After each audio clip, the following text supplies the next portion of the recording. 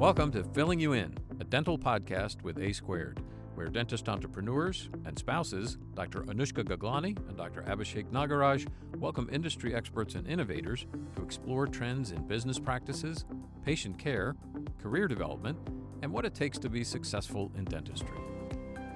Hi everyone, and welcome to another episode of Filling You In. I'm Dr. Abhishek Nagaraj. And I'm Dr. Anushka Gaglani, collectively known as A Squared. Our guest today wears a lot of hats. Best-selling author, private equity expert, acclaimed international speaker, board member, mentor, and consultant. He also has a wide array of life experiences as a CEO, pilot, general contractor, and U.S. Army veteran. Put it all together, Adam Coffey can be best described as a visionary leader who drives transformative growth and fosters high-performance cultures. That's one reason we sought him out as a business coach, and we're happy to have him join us today as our audience can benefit from his deeply informed perspective on growing a successful business. Adam, thank you so much for joining us today. Doctor and Doctor, how is that? It's good to be here. It's good to see you both again, and hello to all your listeners out there. Thank you. The pleasure is truly ours having you here. It's hard to know where to start with you, Adam, because you have such a huge array of experiences, but you often cite 4 key life events that have shaped who you are today. Can you tell us a little bit about that? Sure, happy to. So, and they're all additive, right? I think for all of us, life is a set of experiences that we build upon. You know, version 1.0 of Adam is a military veteran, served in the U.S. Army, right out of high school. So enlisted, worked my way up to sergeant. Military taught the young version of me something about discipline, teamwork, and leadership. It also taught me something about, I started from the bottom. When I went in the service, I was a private. I looked up and I saw bubble gum on the bottom of somebody else's shoe. That's how low on the totem pole I started. Second version of Adam was an engineer. Engineers are meticulous planners. I'd also throw in that I'm a pilot. Pilots don't take off unless we know where we're going. Very useful skills, learning how to plan, be strategic in your thinking as an engineer. As a pilot, planning for a destination and then deconstructing the trip. Useful skills later on in life. I then spent 10 years in the Fortune 500 world working during the Jack Welch era at GE. Tech doesn't exist. Steve Jobs is probably home in his garage, after being fired the first time. And I'm learning how to run a business from the world's most admired CEO in the company that's number one on the Fortune 500 list that's growing so fast it's doubling in size every 2.8 years. And then I spent 21 years as a private equity-backed CEO, building 3 large companies for 9 different private equity firms, billions in exits, successful exits. Along the way, I started teaching, writing books, and I got bored. I got bored of running one company at a time. I wanted to meet great people like the two of you and help as many founders as I could learn how to be successful using the tools that I learned that benefited, call it Wall Street, but teach business owners on Main Street how to use those same tools and skills, potentially on a smaller scale, but to the same result. And so I work with 71 founder-led companies right now. I'm having a blast, and again, glad to be here. It's honestly, I couldn't even fit everything that you've done. I was like, this is a run-on sentence. There's so much you've done and lived such a full life of experience. It's amazing. It's amazing. Truly. Well, thank you. Adam, how did you make the leap into private equity from your role at GE? I didn't know what private equity was. Full disclosure, I had no idea what private equity was. Back in those days when I was, it's about the time you reach the general manager level at GE. You go to GE Crotonville, and all of a sudden your phone starts ringing. So I'm convinced there was a janitor there who wrote down the name of everybody who had a room, because we put our names were on the doors when we were in residence. And I think somebody wrote down all the names of all the people because that's your top 5% of GE, learning how to be, the next generation of business leaders. And so magically when you get back from Crotonville, your phone starts ringing. And so my phone starts ringing. This is back in the days when there are no cell phones, by the way. There is no voicemail. We actually answered our phones, if you can believe it. And so I was chasing title and money. And somebody called, it was a recruiter. They were looking for a president, CEO of a company that happened to be owned by private equity, and are you interested? And, I'm chasing title and money. I'm a mid-30s guy. Someone's offering me a chance to go be a president and CEO for the first time in my life. I remember talking to my GE mentor, and he was an ex-Cleveland Browns professional football player. His name's Mike Martin. Mike, wherever you are in this world, shout out to you. And he gave me the best one-line advice I've ever gotten in my career. And he said, Adam, once a president, always a president. You make this leap, the world will never see you as anything other than a president, a CEO, from here on out. And I was like, okay, my mentor at GE just told me to leave GE, that it was in my best interest to do so. Yeah. There was more to it than that, but that's what I did, and that was about the time that Jack was retiring. A lot of GE business leaders who didn't get the nod to be the next Jack were also leaving for their next adventure. So it just felt like a mass exodus event that was taking place. And so I took a leap of faith, chasing really title at that time, not recognizing what private equity was. And like so many people out there listening, I learned over the next 20 some odd years while I was building companies for private equity, what it was and what its true advantages were. Yes. So Adam, it sounds like, obviously being CEOs it is high pressure, right? But I can't imagine being backed by private equity sponsors, how much of a high pressure job that was. What are some key elements you think that led to your success in leading some of these companies with having private equity in the background? So I'm a child of the 60s and 70s. I'm a 60-year-old man now, so I'm the youngest of the baby boomers. But I had a really strong work ethic as a kid. I was the guy raking leaves, shoveling snow, had a paper route at 12. I'm earning a living. I came from a semi-wealthy family, and I remember it because I was getting close to 16. It's time to buy a car. Well, my dad, what are you going to do to buy a car? Well, I'm going to go get a job because Dad wasn't giving me the money. And when it came time for college, it was, hey, I went Navy ROTC to Notre Dame. What are you going to do? Well, you're in the Navy, I'm going in the Army, of course, so it's like I always had this strong work ethic. And to be honest, as I was clawing my way up through the ranks, I held every job a person could hold on an org chart. And I was never the Harvard MBA. I was never going to be the smartest guy in the room. And so I decided that I could outwork, outlast, out-hustle, and it would be a combination of just pure dedication and refuse to fail. Not be afraid to take risk, but refuse to fail. So you get knocked down, you get back up. And I would say that was, very good preparation for kind of the private equity run. And I tell people, when you're running a company as a PE-backed CEO, at least back in that era, that's like the epitome of business as a professional sport. You're a Michael Jordan, you're a Kobe Bryant. It's like, boy, you know what? You work hard because every day you're trying to win a championship.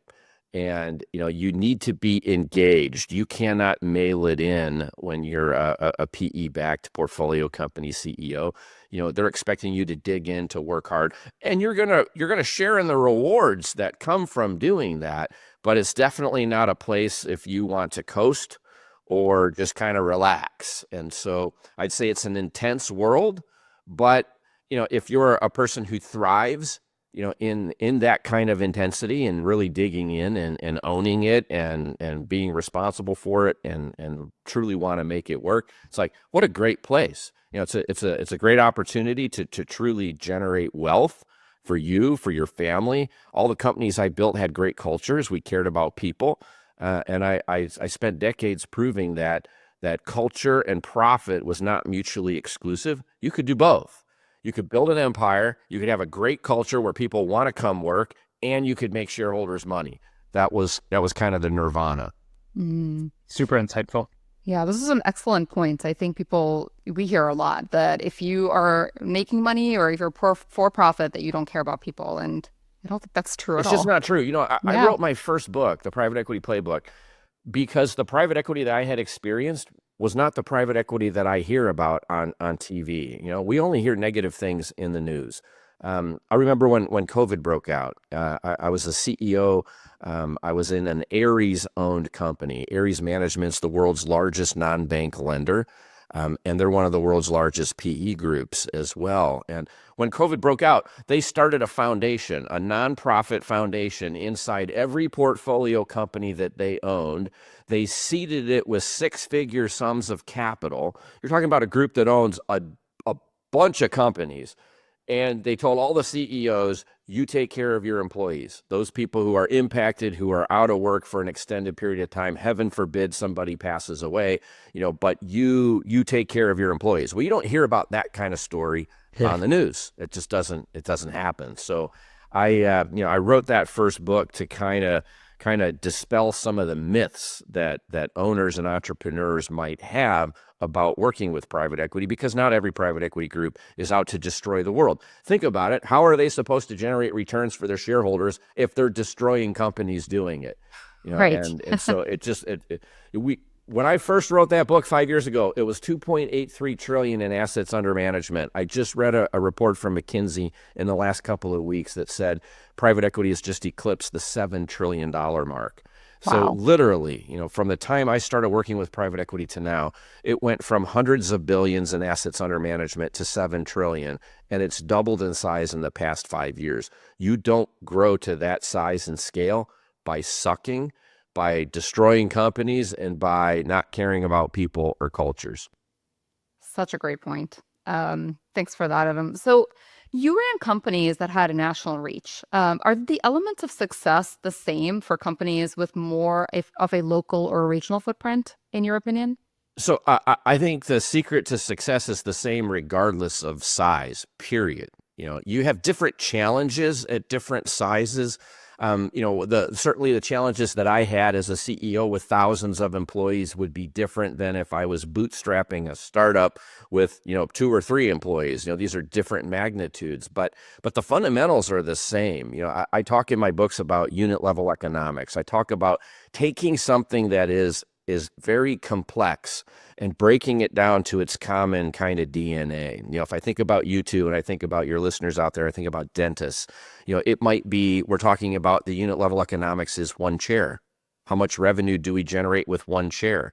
What is the cost, to have that one chair in operation? It may be one clinic, and if we have multiple clinics. And so breaking our business down to the fundamental unit level and making it work small. If we can make it work small, I guarantee you that you can scale that business to $1 billion business. But if the fundamentals are off, too many entrepreneurs get focused on the wrong things. They think that I'm going to get scale, and as I find scale, I'll find success. I'll figure out how to become profitable. And that's wrong. We need to make it work small. If it's not working small, we don't want to scale. We don't want to get big. We need to focus on fixing it and making it work small. Once it's working, we can scale forever. If we have a strong culture, think about you two and the business that you're building. As we expand, as we add more locations, as we add more dentists, we need people. If you're going to build a big empire, you need people. Culture matters in today's world. You can't mail it in. You can't pretend you care about people. It's too transparent. They'll quickly see that you don't. Your reputation will be sullied, and it'll be hard to find people. Mm-hmm. Many of us, we're in services type businesses. Even you, it's professional services, right? So, but it's still service. It's a service business. Yep. It's about human beings. It's about interacting with other human beings, our consumers, or our customers, our patients. And so, it's like get the fundamentals dialed in right, build a strong culture, and that business has no limit to how big it can grow. Look at Heartland Dental, and how big it got, and so I'd say that it starts with culture. Culture allows you to retain and attract people. And then strong fundamentals allows you to continue to scale and get bigger. Right on. Speaking of unit level economics, that's when we read your first book, The Private Equity Playbook. We recognized back then that, okay, we had all these chairs, to your point, we could increase and keep adding more chairs and more locations, or we could increase the average transaction per chair, right? Which is the easier lever to pull than going on and piling a bunch of other chairs. Eventually, we've recognized that we can now start to do both, and it's given us that confidence. But I see exactly what you mean by unit level economics, because if you didn't master the one chair, then it's hard to master 10 or 20 chairs that you're adding on. Yeah, and you guys represent what I'm going to call just kind of the advanced incarnation of what a dentist can be, in today's world, or an oral surgeon, forgive me if I use the wrong titles, and at the end of the day, it's like there are so many doctors out there who get the healthcare part right, but they're not business people, and they don't understand kind of the fundamental dynamics of how to build a successful business. And one of the things that blew me away when I first met you two was just how grounded in metrics the two of you were. You were like mini General Electric Fortune 500 executives who happened to be, doctors and surgeons and people that did dentistry, and so it was, I don't see that often. And, as a guy who spent a lot of time speaking to executive MBA cohorts, a lot of brilliant medical professionals in the world, doctors and surgeons, and most of them aren't very good business people. They're brilliant at what they do. They're intelligent, but you're a good combination of both. And I think in today's world, you can do both. And if you learn to master the fundamentals of business, and then consider the fact that what you're doing is a very high-end professional service on top of that, it's you can accomplish some pretty great things. Thank you, Adam. Yeah. You're too kind, Adam, honestly, but we've learned a lot from you. So yes, we have. But it was there before I got here. Adam, we want to talk a little bit about your books. They've been your books are the kind of books that come around every 2-3 years or so, where it excites us so much when we read them. We had so much insights from them. The first book was Private Equity Playbook, then the Exit Strategy Playbook, and then the Empire Builder.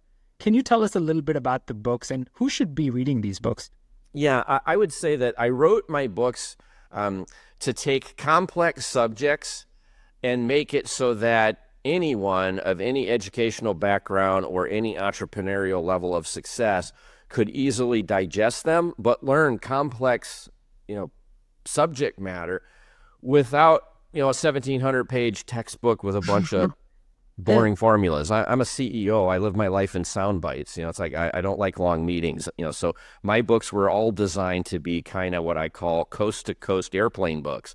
Take off in New York, you got a few choices. You can check up on email, or you could read my book. Have a bad meal, drink, have a few drinks, and before you land in LA, you can knock out one of my books. It's about a 5-hour read for most people.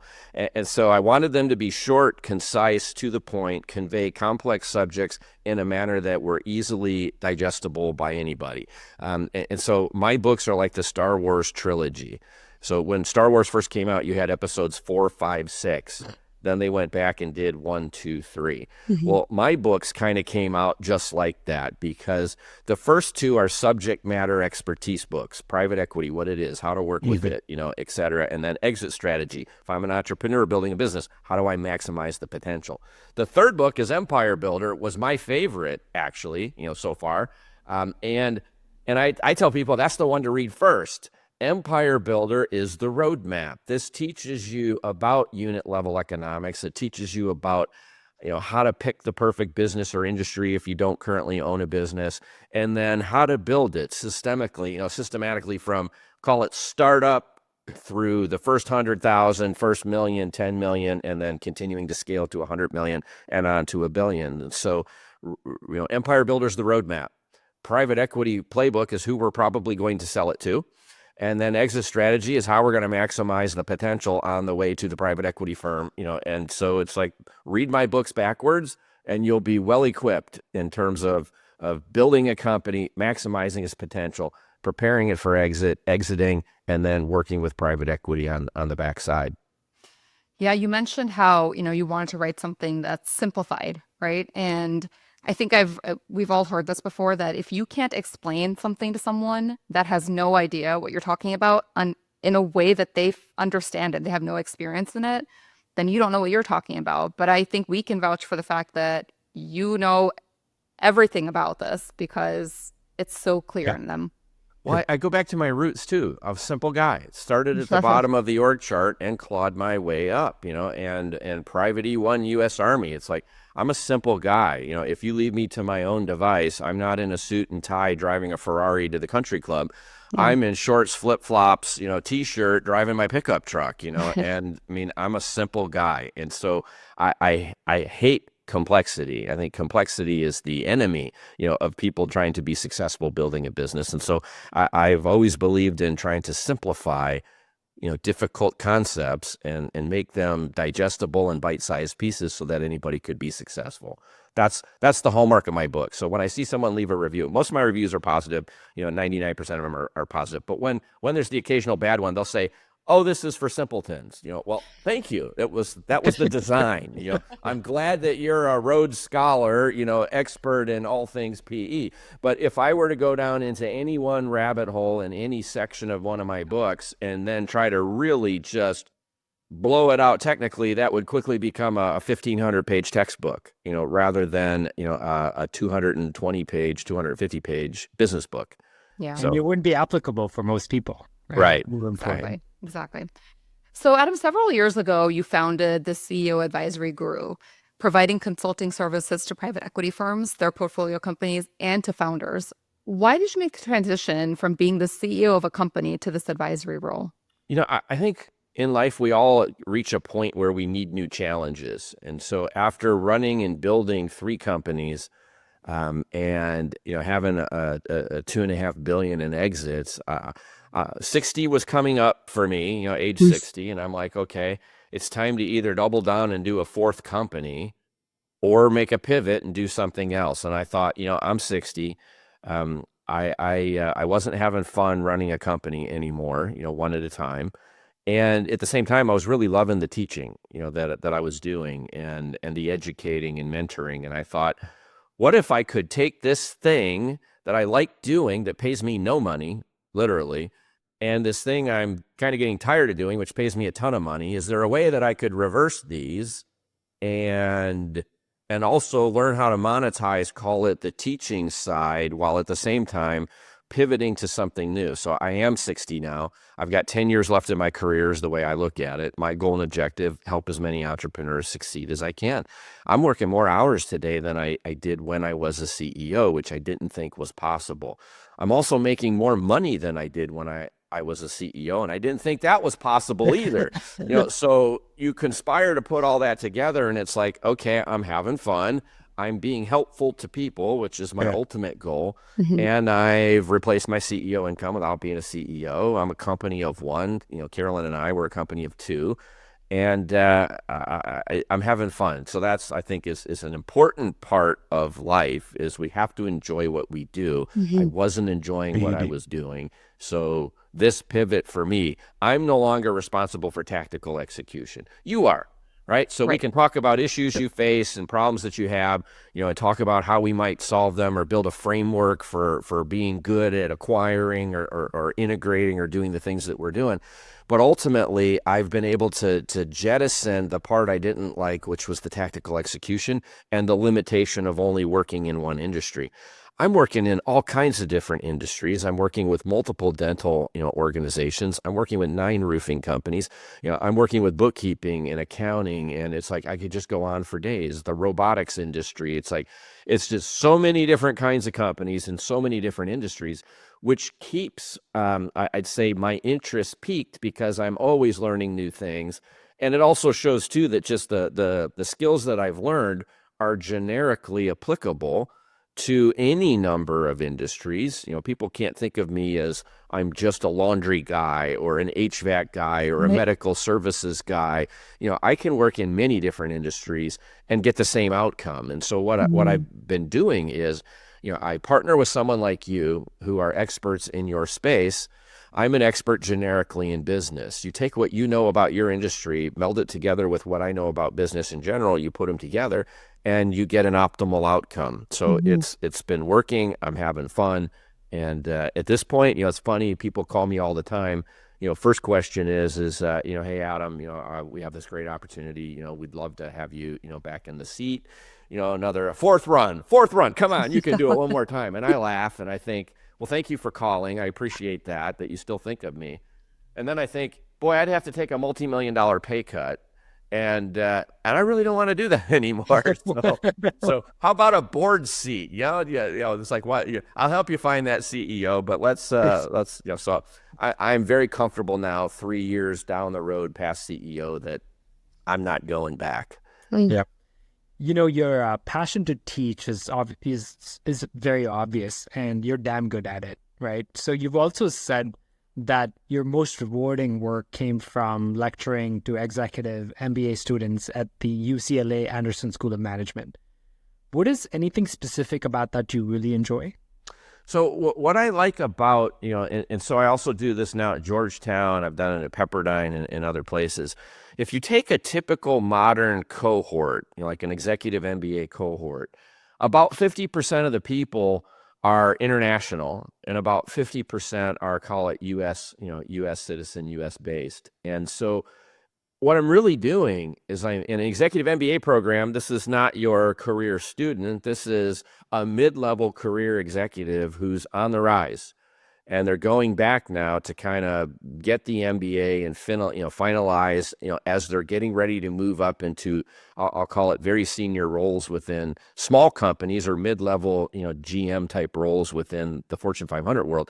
And it gives me an opportunity to impact the future's, generation of business leaders globally, and to teach them how I think about business. And I'll tell you, back in the day when I first became a CEO, culture, being a believer in culture and building culture and taking care of people, that was not the mainstream. Back then it was my way or the highway, and, we need to grow, and, by God, you're gone if you don't. It was more fear and intimidation, and not so much about inspiring people. And so I've always been the person who thought, successful business starts with a strong culture. That's the cornerstone to building a successful business. And now I say it is the mainstream. But for me, it's like the teaching element was to kind of drive home to these future senior executives that all people up and down that org chart, those are human beings. They have needs. We have to be good stewards when we're a senior executive, and that culture matters. Culture and revenue are correlated. And so getting those kinds of messages across while teaching them kind of the tools on how to be successful has been the rewarding part. And because of the global cohorts, it means I'm impacting business on a global level. That you are, and we can vouch for that. Adam, we like to do a quick lightning round. So we're going to shoot from the heart. What was your last impulse buy? My last impulse buy, boy, I'd say, I hate to say this, but if I think about impulse buys, I like my vacations. I like to travel, and I like to fly on private jets. And so, no, I didn't buy a jet. I have owned 3 planes, and I stopped owning planes. But, there comes a time and place where it's like, private jet travel is very expensive, but you just have to hold your nose, close your eyes, sign the contract, and buy your next jet card or your lease, and your fractional and very expensive impulse buys. But I've also impulse bought land. Somewhere down the road here, I want to have a ranch. I want to. Very cool. Yeah. That's awesome. So, what are the 3 words that people would not use to describe you? Would not use. So most people think I'm an extrovert. They think, you put me in a room full of people, I'm going to be all over, shaking hands, kissing baby. I'm larger than life. Part of that is, call it a stage persona of being a person that teaches seminars globally and writes books and things like that. I'm actually an introvert. So one word no one would use is introvert. People think I'm very outgoing. I'm not. You stick me in a room full of people, I'm the guy in the corner, who's being very quiet, not comfortable. You would never see me at a restaurant alone. and it's like I would feel just like weird, out of place. I'm the guy who's upstairs who ordered room service, right? It's like I don't do things alone. So I'd say introvert. I'd say people don't think I'm humble because of this stage persona kind of thing. Part of what I do, there's a commercial aspect to being on stages and talking to entrepreneurs. There's a sales component to that. And I got exposed to that a few years ago, and it's a part of what I do. But so people think, well, he's very outgoing, he's an extrovert, almost to the point of arrogance. But, so I'd say humble isn't necessarily a word people would use. I am a very generous person, so I'll give you an example. My book royalties are 6 figures, and I donate it all to charity. But most people don't know that, or they associate wealth with not being, charitable. And I'm actually the exact opposite. I'm a fairly religious person, and I believe that, when you're blessed with much, what's the Bible, verse? It's to those to whom much is given, much is required, and so I'm very mindful of the fact that I am blessed. I've had a great run, a great life, and it's, there's a responsibility on my part to give back and to dig in. I am the chairman of the Planning and Zoning Commission for my town. It's a volunteer position. I am, I'm what's, my daughter goes to a Christian school. I'm one of the volunteers that's called a warrior watchman. I work security. We have, police officers on campus, but we also have dads, who augment the police force and presence. Well, I'm a guy who makes $2,500 to $5,000 an hour, but I give up my time and I walk the hallways of my daughter's school, and I volunteer to work in my town at night, to be the chairman of the Planning and Zoning Commission. And and I'm charitable. I try to give back, but I don't just give back money. I also give back time. And so, huge. That would be it. That wasn't much of a lightning round. Sorry, but No, you're good. Very good. That was really good to hear. And, I think we can both vouch for the fact that we definitely believe that you're humble because we've seen it with our own 2 eyes. I don't care what anyone says. Yes, I agree with that. Good. Yeah. Well, Adam, thank you so much for being with here today. We truly appreciate your time. Well, it's good to be here. I wish everybody success out there that's listening. And I'm looking forward to watching your own personal adventure continue from the sidelines and the cheap seats. So good luck to you both as well. Thank you, Adam. I'm Dr. Anushka Gaglani. And I'm Dr. Abhishek Nagaraj. Thanks for checking out today's show, and we hope you can all join us again next time. Thanks for watching this episode of Filling You In, where we uncover the insights, trends, and stories shaping the dental industry. If you like this podcast, please share it on your social channels and visit Areo Dental Group on LinkedIn or on Instagram @Areo Dental Group. You can also subscribe to the series and check out all of our episodes on this YouTube channel or at areodental.com/podcast. Until next time, stay curious, stay inspired, and let's keep elevating the dental field together.